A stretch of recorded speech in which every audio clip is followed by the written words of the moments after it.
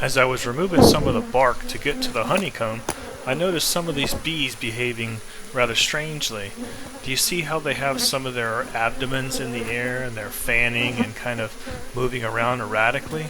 Well, look, you can see right here on the bottom of the screen, that's why they're behaving this way. There's the queen.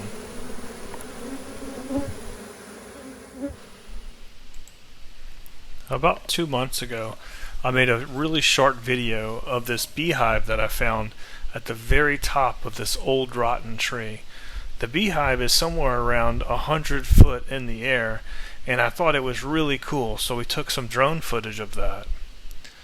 Unfortunately, some strong winds came through the area and the old tree fell down.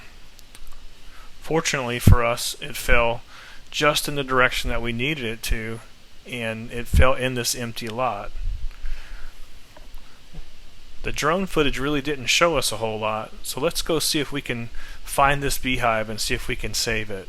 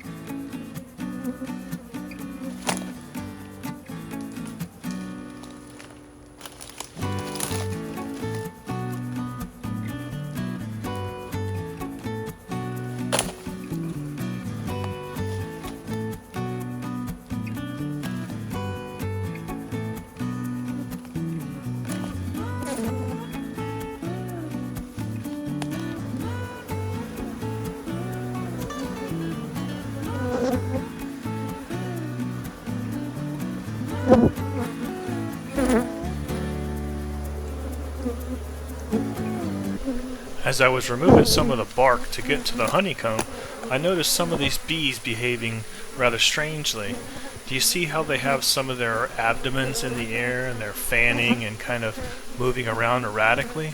Well, look, you can see right here on the bottom of the screen, that's why they're behaving this way. There's the queen.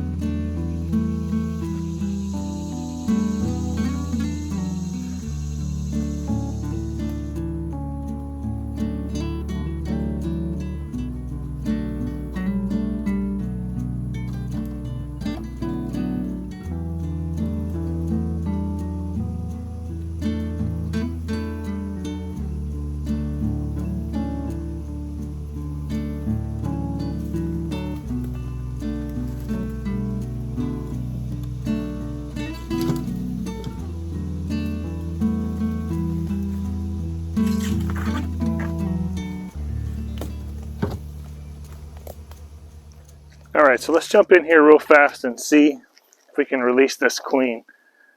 I brought this hive back over to the farm last night, and hopefully that's given them a little bit of time to reorient to the area. So let's see what it looks like when we open this hive up here. So I see a little bit of comb here on the top.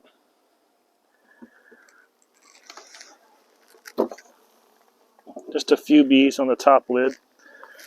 And looking down inside there, you can see that there's still some comb, and looks like they're trying to build some of it out. Okay, let me bring you in real fast. Let's go ahead and try to pull this comb out. I'm going to do a slide all the frames over as much as I can to give myself some space here. Straight up with the frame. You can see that's the device I use to capture the queen and keep her inside there. You can see the attendants all over her. So let's see if we can pull this out and kind of capture that on video. They had already started to use the queen cage and started, you see they started building the cells around them. We'll see if we can get the queen out. I'll put this right here so hopefully we can get a pretty decent video of it. See if I can get the other bees off. I have a feeling I'll be fighting them the whole time here. But I do see the queen inside. I'm going to open it up right here. See if we can get the queen out without her flying away.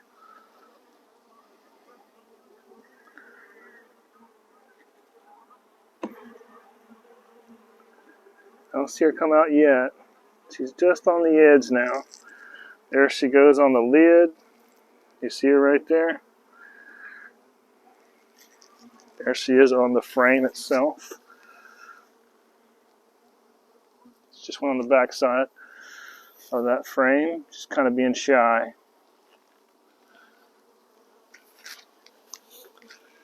So hopefully you can see her right there on the very bottom.